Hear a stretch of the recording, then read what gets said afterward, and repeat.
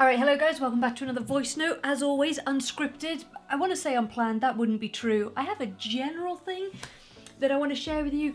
And today, it's along the lines of resistance and the resistance that we create. It is literally mad to me that the desire that people have, the thing that they want, they don't realise they're the only person blocking it, right? So if you take a circle and divide it into 6 for the wheel of life, and divide it into the key areas of your life, so financial health, mental health, physical health, career, purpose, connection, whatever those 6 or 7 categories are, people have one problem in their lives or 2 problems, and they are persistent and they are loud. And if I was to challenge you right now, honestly, what do you think about all day, every day? Because it isn't the good stuff. Naturally, we go back to the negative, we go back to the problem, and it colours and overshadows and drains everything else in our lives. If we could just tackle that one problem, the wheel would be complete. Everything else would make sense. Tell me what you think about that. You can let me know in the comments, you can reply. There tends to be 1 or 2 things. Now, if you think back over your last 90 days, your last 6 months, and ask yourself, what has been the dominant thought?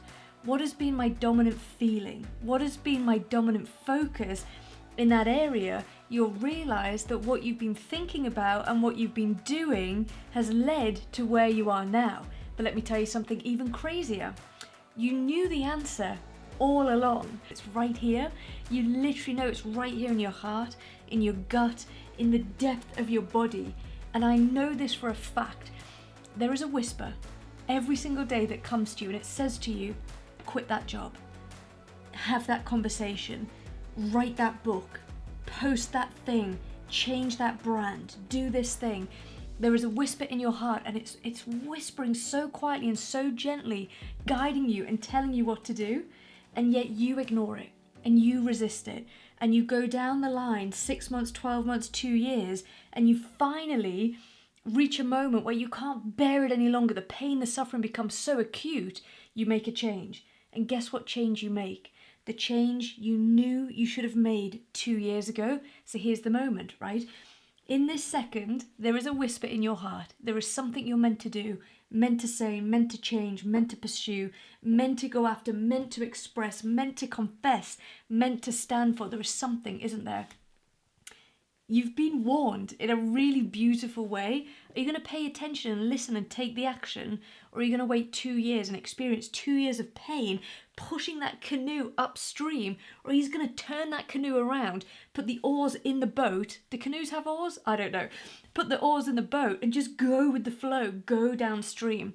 The second you give into your purpose, the second you give into what it is you know to be true and what it is you're meant to do and what you know is for your happiness, even though it hurts in the short term, even though that conversation sucks, even though there's a risk of failure, even though you're afraid that you're going to be laughed at or whatever, I know that it will come true in the end. I know that it will come through for you.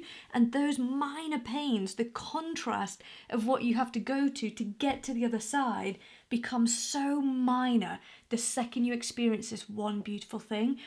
And that beautiful thing is flow.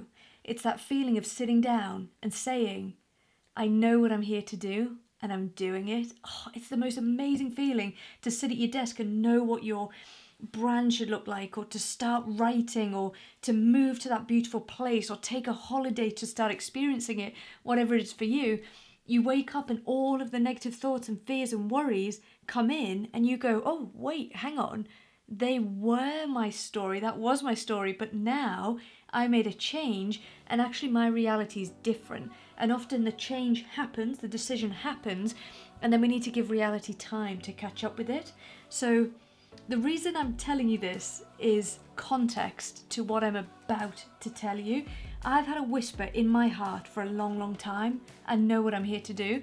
And put it bluntly, I know that I'm meant to stand on stages and share stories to help people change their lives. I know that I understand purpose and meaning and truth and authenticity and honesty.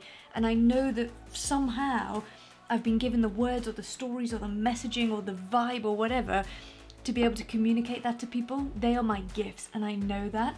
And there are things that I'm currently doing or were doing that were me pushing that canoe or pushing the rock up the hill, pushing the canoe upstream But this whisper was here, Write the book, Lisa. Launch the motivational membership, Lisa. Talk about the things that you love. Talk about passion and purpose and meaning. Help people change their lives. And in the past month or so, I've really come to terms with that, and I have made major changes as a result. I'm going to tell you what those changes are, and I don't want you to freak out, okay? Listen, I'm still here.